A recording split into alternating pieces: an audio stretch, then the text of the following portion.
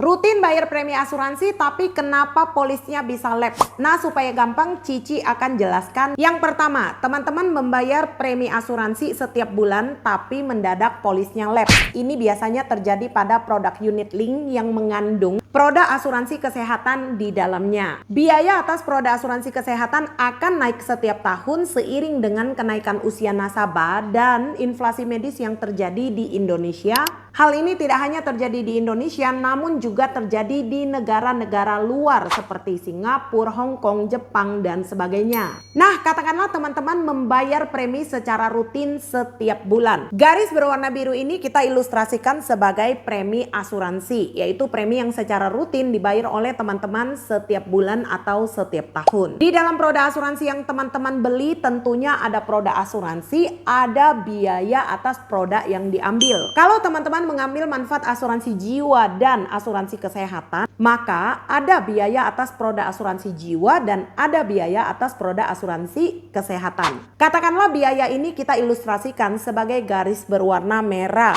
Contoh, teman-teman membayar premi 2 juta per bulan. Biaya atas produk asuransinya sebesar 1 juta per bulan. Nah, premi yang dibayar adalah 2 juta, biayanya 1 juta. Biaya asuransi ini akan naik setiap tahun. Misalnya mulai masuk asuransi di usia 25 tahun. Di usia 26, 27 dan seterusnya, biaya asuransi ini akan mengalami kenaikan. Dengan premi yang dibayar oleh teman-teman secara flat yaitu 2 juta per bulan, 2 juta ini akan dipotong dengan 3 biaya. Yang pertama tadi adalah biaya asuransi, yang kedua adalah biaya operasional, dan yang ketiga adalah biaya administrasi. Karena kenaikan biaya asuransi ini semakin tinggi setiap tahun, premi yang dibayar oleh teman-teman tidak akan cukup. Kalau preminya sudah tidak cukup, nasabah diharuskan melakukan yang namanya repricing atau penyesuaian premi asuransi. Tujuan dilakukannya repricing yaitu meningkatkan premi asuransi yang dibayar